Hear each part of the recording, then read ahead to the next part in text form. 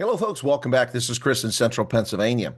Is Parks Tao drunk, delusional, a racist, or simply a good commie cater for the corrupt African National Congress? Welcome back once again. This is Chris Report, and he assured me that St. Simon's Town in Boulders. Folks, this is Chris Wyatt reporting from South Africa.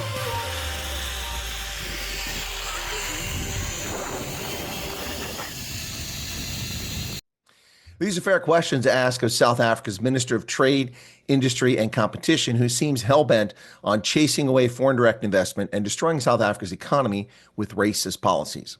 Last week, Tal publicly proposed to establish a $100 billion or $5.4 billion transformation fund to support only black businesses.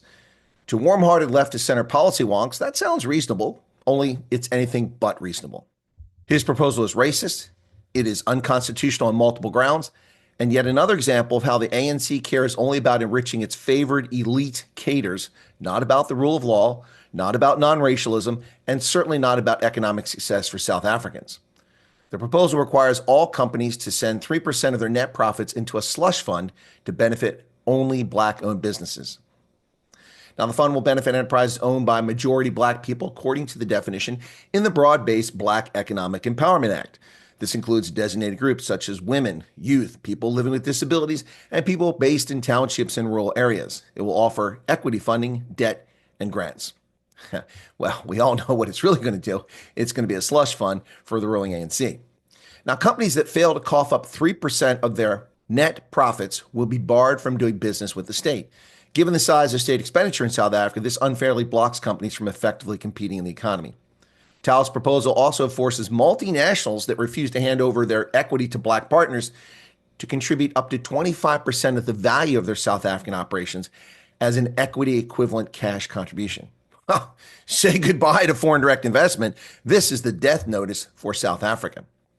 Tal fraudulently claims that investment is the major impediment to expanding black-owned business in South Africa. Now, folks, this is a fiction and should be rejected by all cogent South Africans. Park said it will address financial barriers to entry of black people in the mainstream of the economy, providing an enabling environment for access to funding for small and medium enterprises and black-owned businesses. Really? After 31 years of ANC rule, you failed to get black folks in the economy? Maybe there's something wrong with your macroeconomic policies. As the Institute for Race Relations' Anthea Jeffrey correctly notes, the National Empowerment Fund, a state entity, has previously acknowledged that the main obstacles hindering many black firms include a limited knowledge of industry and a lack of bankable business plans. In other words, they're inexperienced and don't have a good business plan. Not a question of access to capital. Inexperience, not a lack of capital, is the major stumbling block.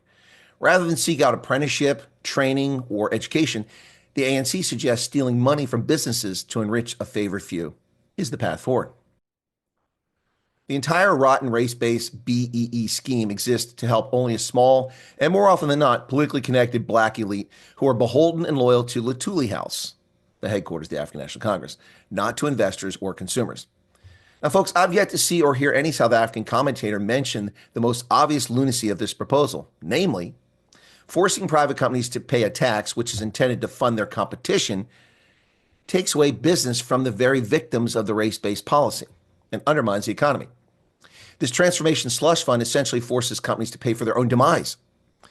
In effect, it's also an illegitimate tax on investors who will not realize return on their investment, for workers who lose potential pay or benefit increases, and ultimately the economy, as companies would be forced to reduce research and development and/or capital outlays, thereby not able to grow their business. Now, reaction was not as swift as I initially expected. I reported on this on my daily news program a week ago. However, the backlash only began this week. The Democratic Alliance will not support this madness. This fund could very easily become a bottomless pit for taxpayers' money with little to no oversight or meaningful outcomes, said Toby Chance, the Democratic Alliance's spokesman on trade. Now, not only is this concept immoral and racist, it's also unconstitutional as well. Section 1 of the South African Constitution identifies non-racialism as a founding value. How in the world is this non-racialism based on skin pigmentation? It is the very definition of racist. Section 9 of the Constitution prohibits both the state and private sector from unfairly discriminating on racial grounds. Well, what would this be other than unfairly discriminating? taking money from people based on their skin pigmentation, not based on their need or where they fall economically. Now, Tal's goal to send 100 billion rand into the National Endowment Fund violates Section 213 of the Constitution as well. That section requires all monies be paid into the government's coffers unless reasonably excluded by Parliament. In other words, Parliament can pass an act that allows for money to be put elsewhere rather than to the central treasury. Allocating money based on skin pigmentation, folks, is not reasonable, and it's in direct violation of Sections 1 and 9 of South Africa's Constitution.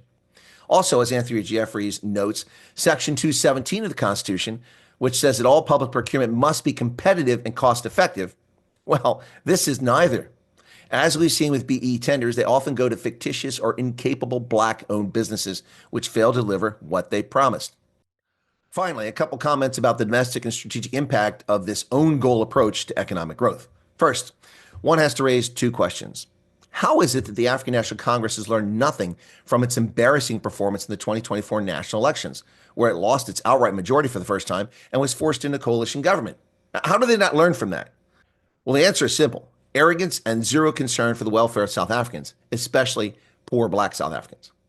So where does this leave the Grand Coalition, masquerading as a government of national unity?